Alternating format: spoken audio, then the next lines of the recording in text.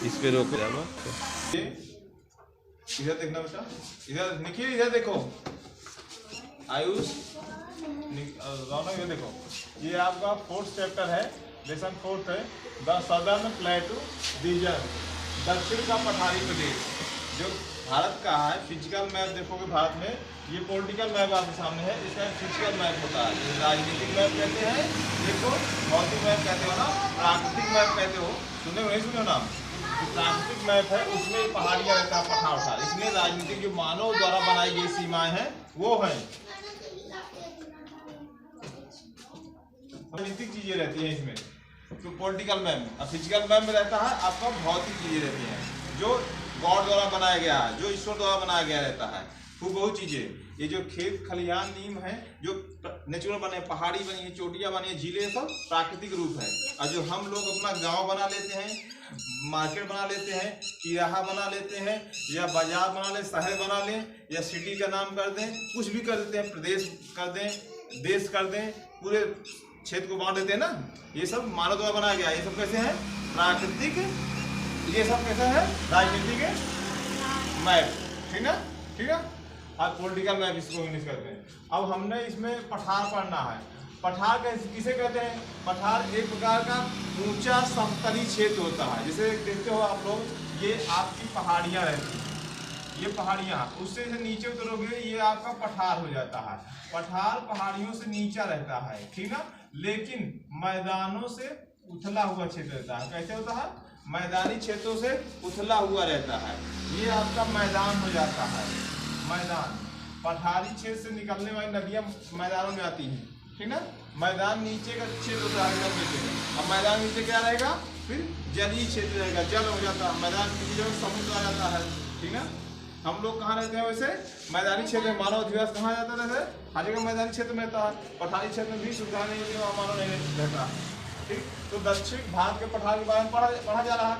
भारत का पठार का विशाल ये क्षेत्र रहा है, ये वाला एमपी, इनकी स्थिति देखेंगे। भारत के दक्षिण में एक विशाल पठार है जो भारत का है, हम लोग ये यूपी है, यहाँ पे रहते हैं। जो इसका दक्षिणी भाग है ये पठारी प्रदेश है, ठीक ना। तो यहाँ पर इसको देखेंगे तो इसका आकार त्रिभुजाकार मिलता है, क्योंकि भारत का लैंड कैसे है? ये रहा, ये है ना, ये लैंड है, कैसे है? ट्रायंगल है ना, त्रिभुजाकार है, त्रिभुजाकार। इसीलिए भारत के पठार का आकार कैसा है बेटा? त्रिभुजाकार, ये रहा। ऐसे ट्रायंगल ऐसे बनता है ना, त्रिभुजाकार। आकार कैसा है? त्रिभुजाकार। अब आकार देख लिए आप लोग। अब इसका उत्तर में जो इसका क्षेत्र है, कुछ पहाड़ियां हैं, इसको देख लीजिए। इसके उत्तर में देखेंगे तो पहले तो अरावली पहाड़ी है। अरावली पहाड़ी तुम लोग पढ़े नहीं हो, पढ़ाया जाएगा आगे धीरे धीरे से आगे। यहाँ पे अरावली पहाड़ी फैली है, अरावली पहाड़ी। अरावली पहाड़ी गुजरात से लेकर दिल्ली तक फैली हुई, लंबी लंबी है ऐसे, ठीक ना, पहाड़ी है, ठीक ना। ये सबसे भारत की अवशिष्ट क्षेत्रों में है, बहुत पुरानी पहाड़ी है, ठीक ना। इतना जानते लोग, ज्यादा मत जानो। अरावली पहाड़ी, फिर विंध्याचल पहाड़ी। विंध्याचल पहाड़ी यहाँ पर है। विंध्याचल जाते हो ना तुम लोग, ये जाते हो, फिर विंध्याचल मिलती है। उसके नीचे सतपुड़ा पहाड़ी है, ये सतपुड़ा पहाड़ी है। कौन सी पहाड़ी है? सतपुड़ा पहाड़ी। फिर आपका इस पहाड़ियाँ अरावली, विंध्याचल, सतपुड़ा। और राजमहल पहाड़ी, राजमहल पहाड़ी ये आपकी भूमि में राजमहल पहाड़ी है, बिहार साइड में, ठीक ना।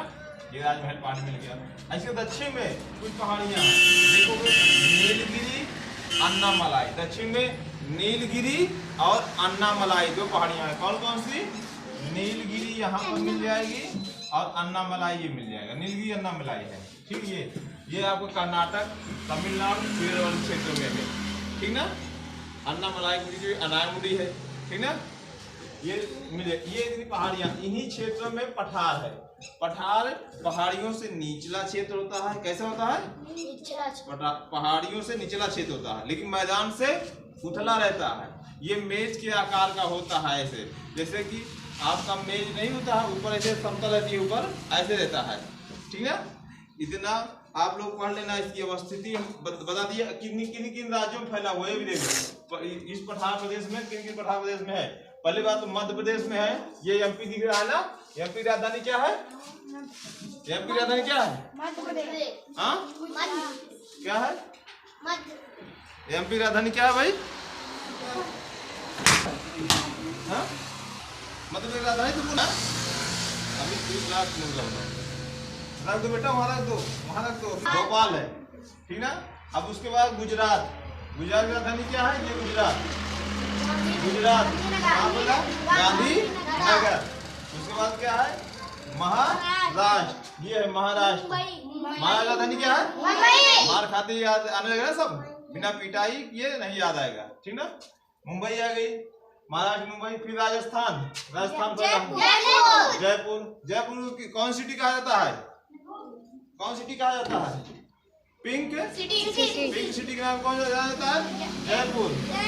फिर राजस्थान में उड़ीसा, देखो ये उड़ीसा, उड़ीसा की राजधानी क्या है? भुवनेश्वर।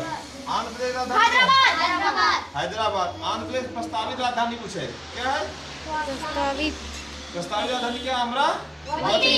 अभी तो हैदराबाद है, हैदराबाद में तेलंगाना अलग हुआ है ना 2014 में, 14 में, 2 जून 2014, ठीक ना। फिर उसके बाद आपका तमिलनाडु, तमिलनाडु राजधानी क्या है? चेन्नई। फिर उसके बाद कहाँ आएगा? कर्नाटक राजधानी क्या है? फिर केरल, तिरुवनंतपुरम। ये इंपॉर्टेंट राज्य स्टेट हो गए।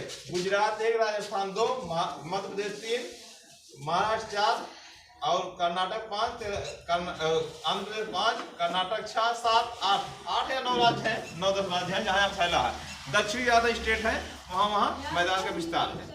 आप लोग एक एक पॉइंट याद कर लेना, जितना आप बुक में है, आपकी 4th क्लास की सिलेबस में है, ठीक ना। उसी से है कि दक्षिण का पठाई प्रदेश है, द सदर्न प्लेटू रीजन, दक्षिण का पठाई प्रदेश। अभी तो इतना टॉपिक पढ़ाए हैं, इसका विस्तार कहाँ है, कल इसकी धरातल कैसे है, इसका एक एक पॉइंट हम आगे पढ़ाएंगे, ठीक ना।